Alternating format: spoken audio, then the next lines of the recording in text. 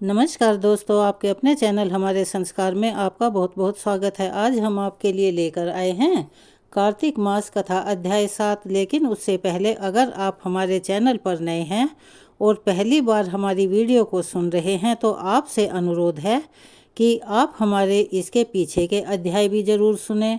Video को like करें, ज़्यादा से ज़्यादा शेयर करें ताकि इन कथाओं के श्रवण का लाभ और लोगों को भी मिल सके। बेल आइकन को दबाना ना भूलें ताकि हमारी आगे आने वाली हर वीडियो की जानकारी आपको नोटिफिकेशन के जरिए मिल जाया करे।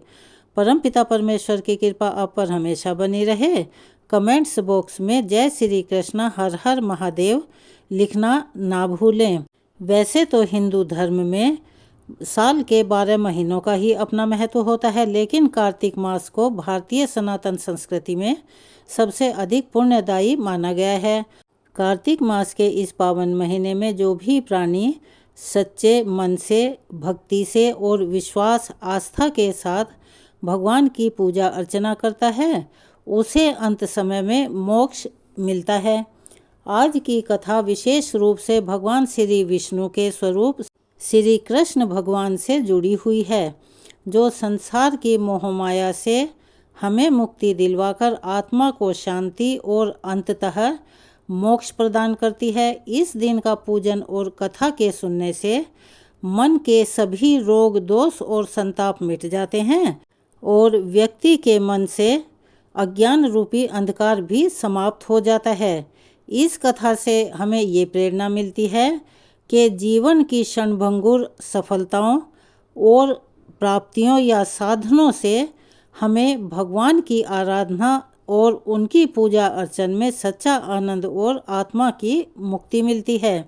जो व्यक्ति सच्चे मन से आस्था से इस दिन की पवित्र कथा को सुनता है वह जन्म मृत्यु के चक्र से मुक्त होकर अंत में मोक्ष को प्राप्त कर लेता है और उसका वास हमेशा हमेशा के लिए बैकुंठ में हो जाता है। और इतना ही नहीं, वह अपने साथ साथ अपनी आगे पीछे की कई पीढ़ियों को भी तार देता है। एक बार की बात है, राधा रानी को एक सांप ने काट लिया। राधा जी की सारी सखियां दौड़ी दौड़ी राधा की माँ के पास आई और कहने लगी, माँ माँ चलकर अपनी बेटी को तो देखो, एक काले सांप ने उसे डस लिया है। राधा के सिर पर जो दोहनी रखी थी यानी कि गागर रखी थी वो भी गिर गई और वह बेहोश हो गई। अब इसके विष को उतारने के लिए किसी गारुड़ी को बुलाना पड़ेगा। माँ ने सुना तो डर गई और रोते रोते राधा जी को अपने हृदय से लगा लिया। तब एक सखी कहने लगी, माँ यदि राधा जी को ठीक करना है तो श्री कृष्ण जी को बुलवा दो। अगर कृष्ण जी आ जाएंगे तो राधा जी तुरंत ही जीवित हो जाएंगी, क्योंकि श्री कृष्ण गारुड़ी हैं। तीनों लोकों में उनसे श्रेष्ठ कोई नहीं है। सूरदास जी बता रहे थे कि राधा रानी को ठीक करने के लिए आज कृष्ण जी को बुलाया जा रहा है। अब राधा रानी की सखियां कृष्ण जी की मैया यशोदा के पास आई और कहने लगी, मैया तुम्हारा कृष्ण सांप के विष को मंत्रों से उतारने वाला गारुड़ी है, आप अपने पुत्र को हमारे साथ में भेज दो। राधा रानी को काले सांप ने डस लिया है। मैया यशोदा ने सुना तो वो सुनकर मुस्कुराने लगी कि अभी थोड़ी देर पहले तो राधा मेरे घर आई थी। राधा रानी की मूर्छा के मूल कारण को समझकर मैया यशोदा चुप हो गई और सखियों को अपने हंसने का कारण नहीं बताया। अब मैया यशोदा कान्हा जी को पुकारने लगी, कहने लगी, कान्हा राधा के यहाँ कीर्ति नाम की ग्वालिन तुम्हें बुलाने आई है, तुम वहाँ चले जाओ। सुना है राधा को काले सांप ने डस लिया है और तुम कब से गारुड़ी बन गई लल्ला, जल्दी जाओ और उसका विष झाड़ दो। माँ ने मन ही मन मुस्कुराकर कहा, कृष्ण सुना है तुम कुछ ऐसा जंत्र मंत्र जानते हो कि काले सांप का विष उतर जाता है। अब भगवान श्री कृष्ण जी गारुड़ी बनकर वहां आ गए। जब वृष भानु सुता राधा ने सुना तो मन में बड़ी प्रसन्न हुई कि श्री कृष्ण तो आज मेरे द्वार पर आए हैं और अपने आप को राधा रानी धन्य समझने लगी। प्रेमवश वह एकदम से शर्मा गई और राधा जी की आंखों से प्रेम के आंसू झरने लगे। राधा को इस प्रकार देखकर माँ भी व्याकुल हो गई। वे समझने लगी कि राधा के एक एक अंग में विष का गहरा प्रभाव हो गया है और अब तो माँ रोती हुई व्याकुल होकर इधर उधर घूम रही थी। वे अपनी पुत्री को बार बार गले लगाती और फिर राधा रानी की ऐसी दशा देखकर परेशान हो रही थी। श्री कृष्ण के आने की खबर पाकर माँ दौड़कर आई, कान्हा जी के पैरों को पकड़कर कहने लगी, हे मोहन, मेरी लाडली बेटी राधा बहुत ही व्याकुल है, कृपया करके इसे ठीक कर दो। माँ चाहे जो समझे, लेकिन प्रेम पूर्ण हृदय के प्रेम भावों को तो श्री राधे रानी और श्री कृष्ण दोनों ही पूरी तरह से समझ रहे हैं। तब श्री कृष्ण ने कुछ झाड़ फूंक शुरू कर दिए और राधा जी को स्पर्श किया। जैसे ही उन्होंने राधा जी को स्पर्श किया तो एकदम से किशोरी जी यानी राधा रानी ने आंखें खोल दी। श्री कृष्ण जी वास्तव में बहुत बड़े गारुणी हैं। शरीर का विष तो उन्होंने झाड़ दिया, लेकिन मन और सिर पर प्रेम का जादू कर दिया। अब राधा रानी ने होश में आकर अपने नेत्र खोले और आगे श्री कृष्ण को देखा तो बस एक टक निहारती रही। फिर लाज से एकदम खड़ी होकर अपने वस्त्रों को संभालने लगी। फिर राधा रानी ने अपनी माँ से पूछा, माँ आज क्या है, सब लोग यहाँ इकट्ठे क्यों हो गए हैं? माँ बोली, राधे, तुम्हें सांप ने डस लिया था और तुम्हें तो अपने तन मन की भी कोई सुध नहीं रह गई थी। अब माँ राधा रानी को बताने लगी कि श्री कृष्ण के मंत्रों के द्वारा तुम्हारा उपचार हुआ है।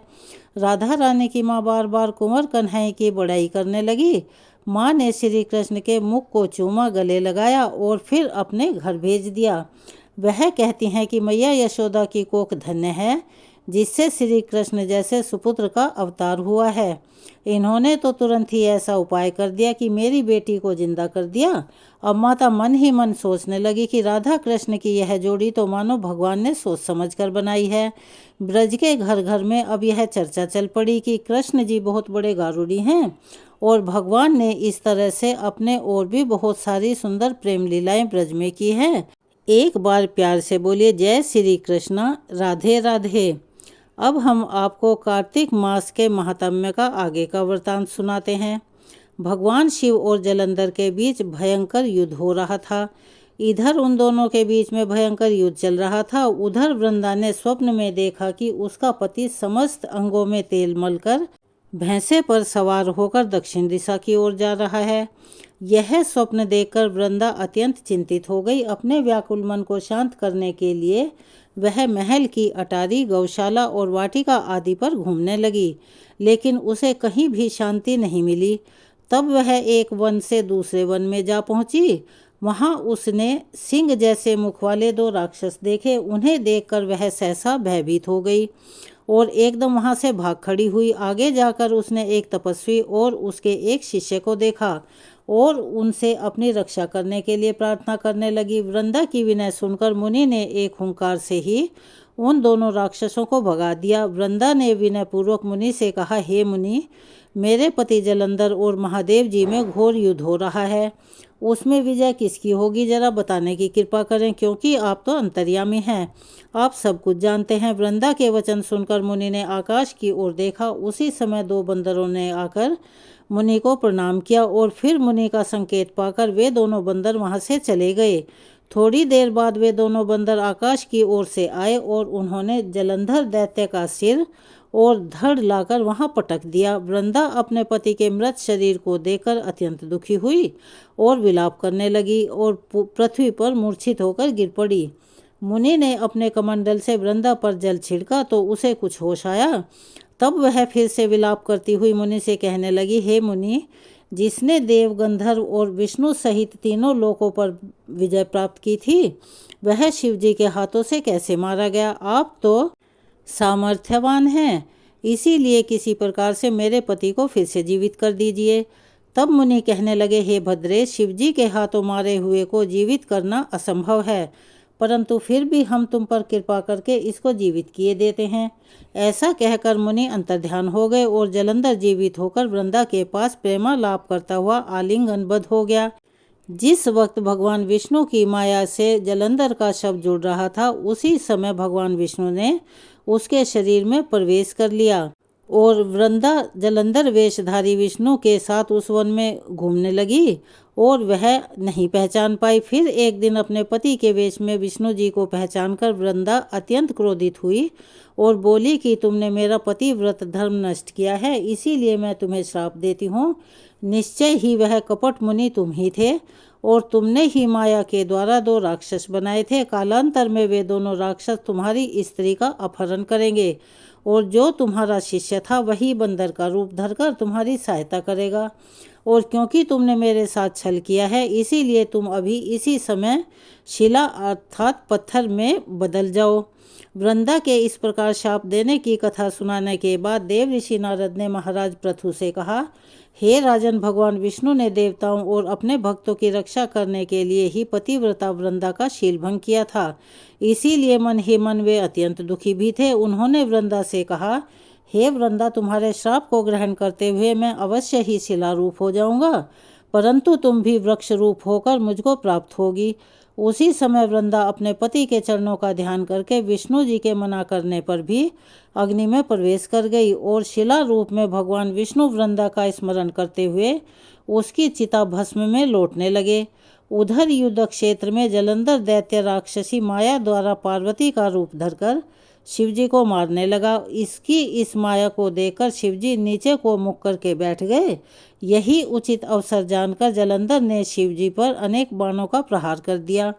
इस प्रकार शिवजी को संकट में देखकर भगवान विष्णु तत्काल वहां आए और उन्होंने राक्षसी माया का शिवजी को बोध कराया। तब सचेत होकर शिवजी ने अत्यंत वेग से दैत्यों पर भयंकर बाण वर्षा आरंभ कर दी, जिससे भयभीत होकर शुंभ और निशुंभी युद्ध क्षेत्र से भाग खड़े हुए।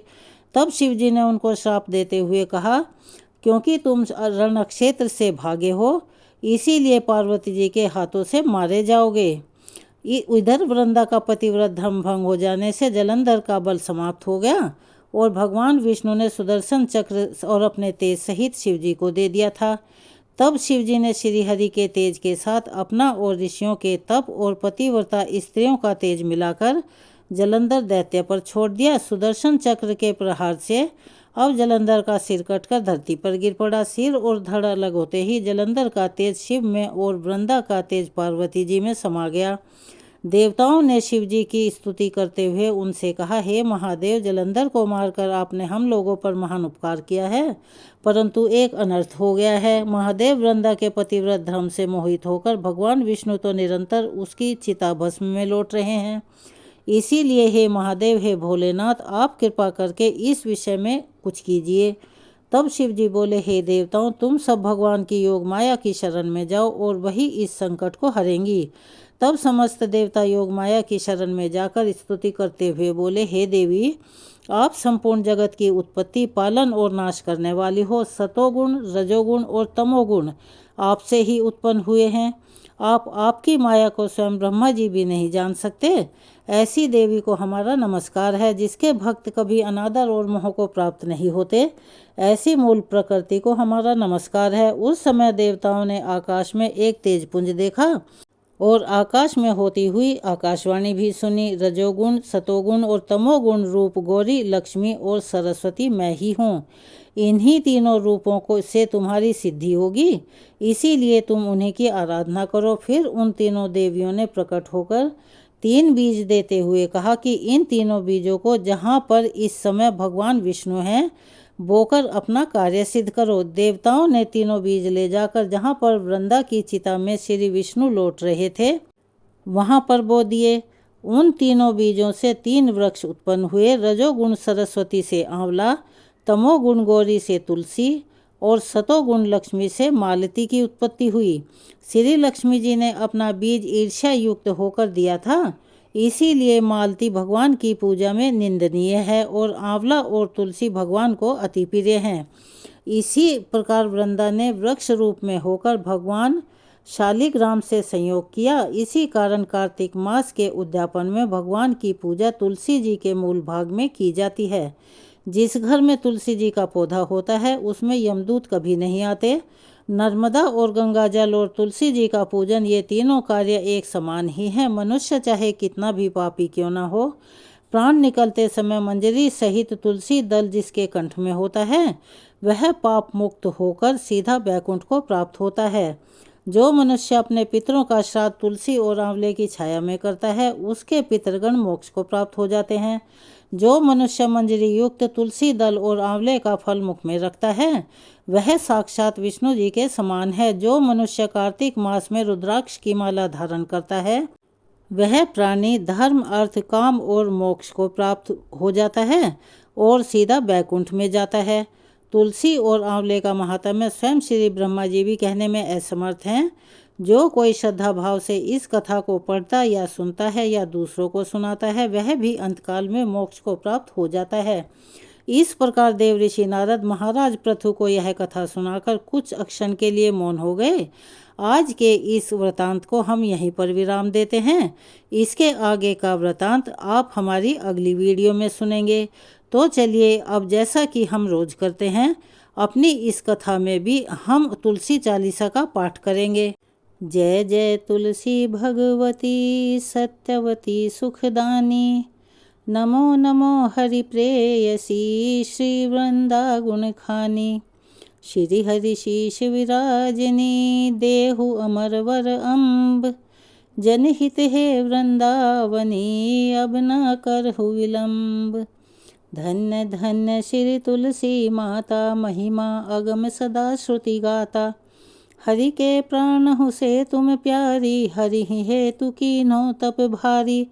जब प्रसन्न है दर्शन दीनो, तब कर जोरी विनय उसकीन्हो। हे भगवंत कंत मम होऊ, दीन जानि जनि छाड़हु छोहु। सुने लक्ष्मी तुलसी की बानी, दीन्हो शाप कंध पर आनी। उस अयोग्य वर मांगन हारी, होऊ विटप तुम जड़ तनुधारी।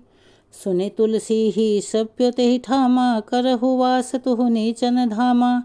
दियो वचन हरि तब तत्काला, सुनहु सुमुख जनि होऊ बिहाला।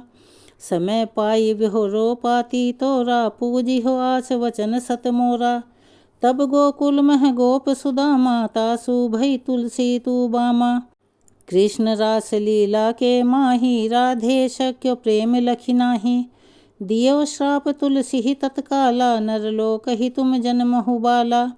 यो गोप वह दानव राजा, शंख चूड़ नामक शिर ताजा। तुलसी भई तासु की नारी, परम सती गुण रूप अगारी। असदय कल्प बीत जब गयऊ, कल्प तृतीय जन्म तब भयऊ। वृंदा नाम भयो तुलसी को, असुर जलंधर नाम पति को। करियति द्वंद अतुल बल धामा, लीन्हा शंकर से संग्रामा।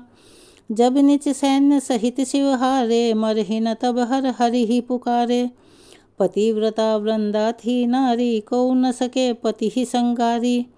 तब जलंधर ही भेष बनाई, वृंदा ढिग हरि पहुँचो जाई। शिव हित लही करी कपट प्रसंगा, कियो सती तो धर्म तो ही भंगा। भयो जलंधर कर संघारा, सुनि उर शोक उपारा। तिहि शन दियो कपट हरि टारी, लखि वृंदा दुख गिरा उचारी। जलंधर जस हत्यो अभीता, सोई रामन तस हरि ही सीता। अस प्रस्तर सम हृदय तुम्हारा, धर्म खंडी मम पति ही संघारा। यही कारण लही श्राप हमारा, होवे तनु पाषाण तुम्हारा। सुनि हरि तुरत ही वचन उचारे, दियो श्राप बिना विचारे। लक्ष्य न निज करतूति पति को, छलन चाहियो जब पार्वती को। जड़मति तुहु अस हो जड़ रूपा, जगमह तुलसी विटप अनूपा। धग्व रूप हम शालिग रामा, नदी गंड की बीच ललामा। जो तुलसी दल हम ही चढ़ई हैं, सब सुख भोग परम पद पई हैं। बिनु तुलसी हरि जलत शरीरा, अतिशय उठत शीश उर्पीरा। जो तुलसी दल हरि शिर धारत, सो सहस्त्र घट अमृत डारत। तुलसी हरि मन रंजनिहारी, रोग दोष दुख भंजनिहारी। प्रेम सहित हरि भजन निरंतर, तुलसी राधा में नहीं अंतर। व्यंजन हो 56 प्रकारा, बिन तुलसी दल न हर ही प्यारा। सकल तीर्थ तुलसी तरु छाही, लहत मुक्ति जन संशय नाही। कवि सुंदर इक हरि गुण गावत, तुलसी ही निकट सहस गुण पावत। बसत निकट दुर्वासा धामा, जो परियासत पूर्व ललामा। पाठ करही जो नित नर नारी, होई सुख भाष ही त्रिपुरारी। तुलसी चालीसा पढ़ी, तुलसी तरु ग्रह धारी। दीप दान करि पुत्र, फल पावहि बंध्यहु नारी। सकल दुख दरिद्र हरि, हार हवै परम प्रसन्न। आशिय धन जन लड़ही, ग्रह बसहि पूर्ण अत्र। लाही अभिमत फल जगत मह, लाही पूर्ण सब काम। जहि दल अर्पहि तुलसी, तहाँ सहस बसहि हरि राम। तुलसी महिमा नाम लख तुलसी सुत सुख राम। मानस 40 रच्यो जग मह तुलसीदास। तुलसी चालीसा यहाँ समाप्त होती है। जैसा कि आप सभी जानते हैं, कथा पढ़ने के बाद आरती करना अति अनिवार्य होता है। तो चलिए हम सब मिलकर गाते हैं तुलसी महारानी की आरती। तुलसी महारानी नमो नमो, हर की पटरानी नमो नमो। तुलसी महारानी नमो नमो।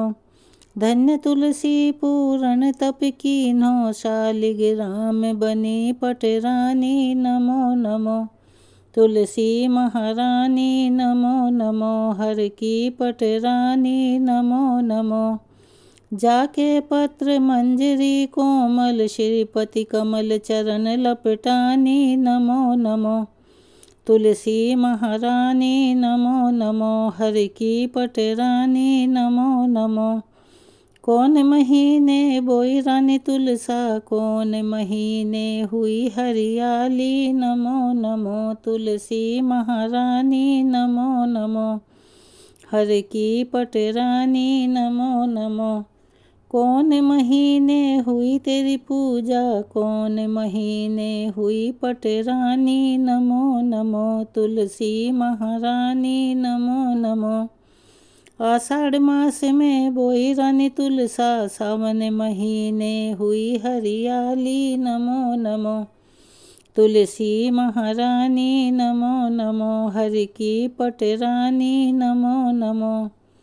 कार्तिक मास में हुई तेरी पूजा, मंगसिर मास हुई पटरानी नमो नमो। तुलसी महारानी नमो नमो, हर की पटरानी नमो नमो। धूप दीप नवैध आरती, पुष्पन की वर्षा बरसानी नमो नमो। तुलसी महारानी नमो नमो, हर की पटरानी नमो नमो। 56 भोग 36 व्यंजन, बिन तुलसी हरि एक न मानी नमो नमो। तुलसी महारानी नमो नमो, हर की पटरानी नमो नमो। जो तुलसी को सवेरे गाए, श्री कृष्ण के दर्शन पाए नमो नमो। तुलसी महारानी नमो नमो, हर की पटरानी नमो नमो। जो तुलसी को दोपहर को गाए, खीर खांड का भोग लगाए नमो नमो। तुलसी महारानी नमो नमो, हर की पटरानी नमो नमो। जो तुलसी को सांझ को गाए, श्री कृष्ण की आरती उतारे नमो नमो। तुलसी महारानी नमो नमो, हर की पटरानी नमो नमो। जो तुलसी को रात को गाए, श्री कृष्ण के चरण दबाए नमो नमो। तुलसी महारानी नमो नमो, हर की पटरानी नमो नमो।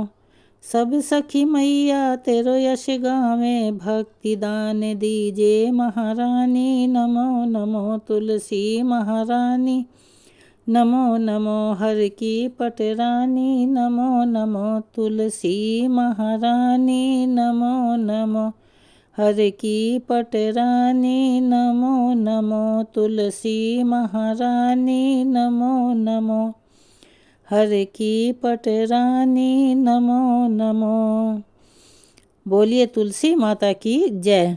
अगर आप हमारे चैनल पर नए हैं और अभी तक आपने चैनल को सब्सक्राइब नहीं किया है तो प्लीज़ हमारे चैनल को सब्सक्राइब करें, वीडियो को लाइक करें, ज़्यादा से ज़्यादा शेयर करें ताकि इन कथाओं के श्रवण का लाभ और लोगों को भी मिल सके। बेल आइकन को दबाना ना भूलें ताकि हमारी आगे आने वाली वीडियो की जानकारी आपको नोटिफिकेशन के ज़रिए मिल जाया करे। कमेंट्स बॉक्स में अपनी राय के साथ साथ जय श्री कृष्णा, हर हर महादेव लिखना ना भूलें।